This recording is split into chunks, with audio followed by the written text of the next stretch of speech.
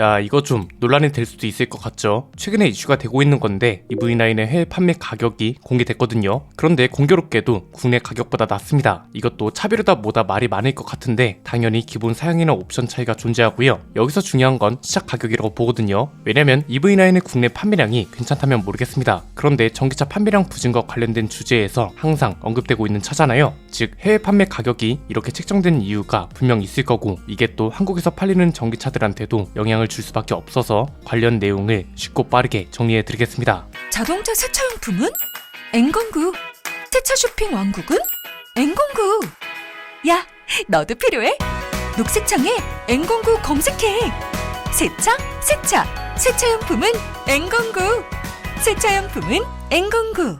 이 V9의 가격이 공개된 건 미국과 캐나다가 대표적입니다. 우선 캐나다부터 볼까요? 기아 캐나다 법인에 따르면 현지 판매 가격은 우리 돈으로 약 5,700만원부터 7,500만원 정도입니다. 트림은 라이트, 윈드, 랜드, GT 라인 이렇게 4가지로 구성되고요. 옵션을 제외하고 트림 가격으로만 비교를 하면 국내에선 7,337만원부터 8,595만원으로 책정되어 있습니다. 시작 가격은 1,637만원, 최상위 트림 가격은 1,095만원 정도 우리나라가 더 비싼 거죠. 미국 가격은 우리보다 훨씬 비싼 걸로 알려졌었죠. 시작 가격이 약 7,600만원, 최상위 트림은 거의 1억 원에 가까운 걸로 알려졌잖아요. 그런데 미국에서는 할인이 붙고 있습니다. 재고 할인 이런 게 아니고요. 65,000달러, 우리 돈으로 8,550만원 정도 하는 EV9을 적게는 660만원, 많게는 1,300만원 정도 할인을 해준다고 합니다. 물론 미국은 할인을 딜러들 재량으로 하는 거라서 객관적인 비교가 어렵긴 합니다. 기아가 미국 입장에선 수입차잖아요. 우리나라로 치면 BM이나 벤츠가 딜러사마다, 딜러 재량마다 할인 금액이 다른 거랑 비슷한 맥락이라 보시면 될 것 같습니다. 그리고 단순히 가격만 놓고 비교하는 건 어려움이 있다고 말씀드렸죠. 아마 가격을 비교하려는 거였으면 옵션 표까지 다 분석을 해드렸을 텐데 그런 게 아님에도 언급하는 이유가 있습니다. 여기서 주목해야 하는 건 시작 가격이거든요. 캐나다는 우리나라보다 시작 가격이 1,600만원 넘게 저렴하다는 거잖아요. 분명 기본 사양 차이는 있습니다. 히트펌프의 유무라던가 배터리 용량이 다르다거나 하는 차이가 있는데 이게 어떻게 보면 현대차그룹한테는 딜레마일 것 같다는 거죠. 자, EV9은 기아의 플래그십 모델이죠. K9처럼 기아에서 가장 비싸고 고급스러운 차 역할을 해야 합니다. 그래서 숫자도 가장 높은 9가 붙는데 문제는 성적이 좋지 못하다는 거죠. 아마 고민이 많을 겁니다. 판매량을 위해 가격을 낮출 건지 아니면 이 정도 판매량을 당연하다 생각하고 넘어갈 건지 이런 거겠죠. 판매량을 위해 가격을 낮춘다는 건 예컨대 팰리세이드처럼 에쿠스급은 아니고 그랜저급 정도의 플래그십 모델로 가기로 결정한다는 소리입니다. 그리고 현재 판매량이 적당하다고 인정한다는 건 원래 플래그십 모델은 판매량이 많지 않잖아요. 7천만 원이 넘는 비싼 차가 판매량 1위가 나오는 건 쉽지 않거든요. 그랜저나 소렌토 같은 차들도 3천에서 4천만 원대로 팔리는 차지 1억 원이 넘는 차는 아니니까요. 대형차 기준으로 보면 지난 4분기 판매량이 그렇게 나쁜 것도 아닙니다. 오히려 같은 집안인 K9하고 비교하면 준수하다는 표현이 어울릴 정도입니다. 그래서 어떻게 보면 선택의 기로에 섰다고 볼 수 있는데 딜레마라고 표현하는 이유는 간단합니다. 아이오닉 7이 곧 출시되기 때문인데 얘는 좀 더 애매한 게 EV9의 국내 가격 수준으로 나오면 갑론을박이 좀 치열할 겁니다. 플래그십 모델은 맞습니다. 그런데 또 이게 충돌하는 게 뭐냐면 냉정하게 따지면 현대차의 플래그십 모델은 그랜저랑 팰리세이드잖아요. 에쿠스가 사라지고 제네시스도 독립 브랜드로 빠졌으니까요. 그러면 여기서 문제가 되는 게 EV9 가격대로 나오면 그랜저랑 팰리세이드보다 훨씬 비싼 새로운 플래그십 모델이 되는 겁니다. 이 소리는 결국 소비자들이 납득할 수 있을 만한 포인트가 필요하다는 거죠. 그냥 쉽게 말하면 아이오닉 7이 에쿠스급으로 나오지 않는 이상 EV9 수준의 가격을 납득시키기는 어려울 거란 겁니다. 지금 EV9도 비교적 판매량이 적은 이유가 뭐겠어요? K9만큼 비싼 차면 K9만큼의 고급스러움과 역할이 필요합니다. 비유하자면 X7이나 GLS처럼 SUV임에도 플래그십 모델답게 나왔어야 했는데 그냥 일반 소비자들이 보기엔 팰리세이드랑 딱히 다를 게 없어 보인다는 거죠. 그래서 아이오닉 7 가격을 어떻게 내놔야 할지 고민이 많을 것 같다는 겁니다. 아이오닉 7이 팰리세이드 가격 수준으로 나오면 소비자들도 좋고 회사도 마음이 편하죠. 그런데 문제는 이렇게 되려면 해결해야 할 게 너무 많아진다는 겁니다. 일단 EV9이 진짜 이상한 차가 되고 이미 출시되어 있는 전기차들도 죄다 가격을 내려야 합니다. 지금은 아이오닉 5랑 아이오닉 6가 보조금이 없으면 팰리세이드랑 가격이 겹칩니다. 이건 전기차랑 내연기관차의 차이라고 이해할 수 있습니다. 그런데 아이오닉 5의 가격이 아이오닉 7하고 겹쳐버린다? 이건 문제가 된다고요. 차종마다 가격대가 겹치는 걸 모두 조정해야 하기 때문에 팰리세이드 수준으로 아이오닉 7 가격이 나와버리면 곤란할 게 굉장히 많다는 거죠. 이미 해외 시장에선 어느 정도 방향이 잡힌 걸로 보입니다. 옵션이나 기본 사양을 조금 포기하더라도 시작 가격을 낮추는 쪽으로 가는 걸로 판단한 것 같습니다. 사실 이건 당연한 겁니다. 해외 시장에선 테슬라를 비롯한 쟁쟁한 경쟁 상대들하고 대결을 해야 하잖아요. 시작 가격이라는 게 중요한 이유가 마케팅의 시작이라고도 볼 수 있거든요. 가뜩이나 가격 정상화다 뭐다 해서 전기차는 가격이 굉장히 예민합니다. 실제로 계약되는 건 상위 트림이 많더라도 시작 가격이 낮다는 걸 무기 삼아서 소비자들이 접근을 최대한 많이 끌어내는 게 중요하다고요. 그래서 요즘 테슬라도 가격을 신경 쓰잖아요. 얼마 전에 언급했던 것처럼 테슬라도 올해 판매량하고 점유율이 굉장히 중요한 시기라고 했죠. 그래서 모델 3도 보면 페이스리프트 됐음에도 불구하고 가격은 이전 모델하고 동일하게 출시하는 걸로 결정됐다고 하죠. 전기차 시장도 어쩔 수 없는 과도기이기 때문에 가격 경쟁력을 어떤 브랜드든 갖출 수밖에 없습니다. 이건 데이터가 증명해줍니다. 글로벌 중고차 시장에서 전기차 가격이 크게 떨어졌다고 하죠. 주요 선진국들에서 전기차 보급이 둔화되고 있고 이것 때문에 아예 신차 가격을 지주사들이 낮추기 시작했잖아요. 이것 때문에 중고 가격도 떨어지고 있는 거죠. 작년 미국 시장 판매량 상위 10위권에 포함된 전기차들 있죠. 이 차들의 중고 가격이 2022년 대비 23%나 떨어졌다고 하고 여기에는 테슬라도 포함되어 있습니다. 가격이 제일 큰 폭으로 떨어진 게 테슬라 모델 X라고 합니다. 2022년 12월까지만 해도 시세가 9,980만원 정도였는데 1년 사이에 6,380만원으로 무려 35%나 떨어졌다고 합니다. 다른 나라들도 마찬가지입니다. 영국은 중고 전기차 시세가 같은 기간 동안 20% 정도 떨어졌고 전체 중고차 평균 하락폭인 3.7%에 훨씬 큰 걸로 나타났습니다. 수요가 실제로 주춤하단 거죠. 이미 소비자들 반응도 비슷한 방향으로 흘러가고 있습니다. 이게 뭐냐면 연료별 승용차 구입 의향률을 나타낸 자료입니다. 2022년부터 2023년으로 넘어오면서 하이브리드 차랑 가솔린, 심지어 디젤차를 구매하겠다고 응답한 사람들도 늘어났잖아요. 그런데 전기차는 25%였던 게 15%로 크게 감소했습니다. 즉 가격이 됐든 내연기관차나 하이브리드 차를 뛰어넘을 만한 혁신적인 상품성이 됐든 소비자들을 설득시킬 만한 무언가가 있어야 하는데 그게 지금은 없다는 거고 가장 먼저 갖춰야 하는 게 가격 경쟁력이란 거죠. 그냥 동급 차종으로 전기차, 하이브리드 차, 가솔린 차가 있으면 저렴한 쪽으로 기우는 건 당연하니까요. 이런 상황이기 때문에 테슬라를 비롯한 글로벌 전기차 회사들이 가격을 중요하게 생각하고 가격 경쟁력이 있는 신차들을 출시하겠다고 하는 거겠죠. 그래서 해외 시장에선 시작 가격을 비롯해서 최대한 가성비 전략을 전면에 내세울 걸로 보이고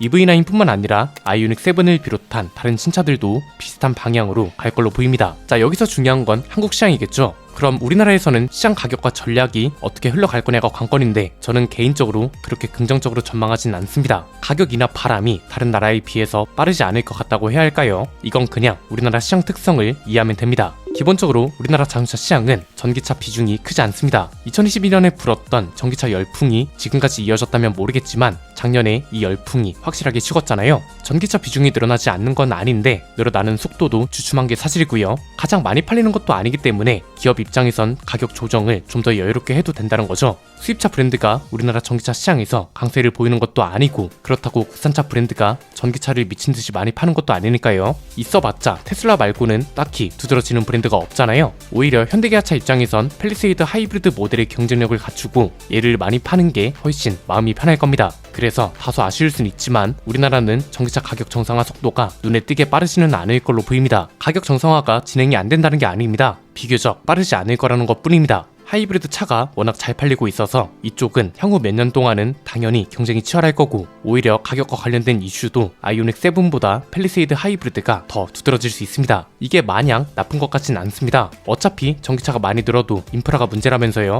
이미 하이브리드 차가 잘 팔리고 있고 잘 팔릴 수밖에 없는 이유도 충분하기 때문에 그리고 우리나라 소비자들이 가장 많이 찾는 제품군이기 때문에 이 방향도 그리 나쁘지 않다 이렇게 전망할 수 있겠습니다. 오늘 내용은 여기까지입니다. 내용이 유익하셨다면 구독과 좋아요 알림 설정 부탁드립니다. 지금까지 저는 안피디였습니다. 감사합니다.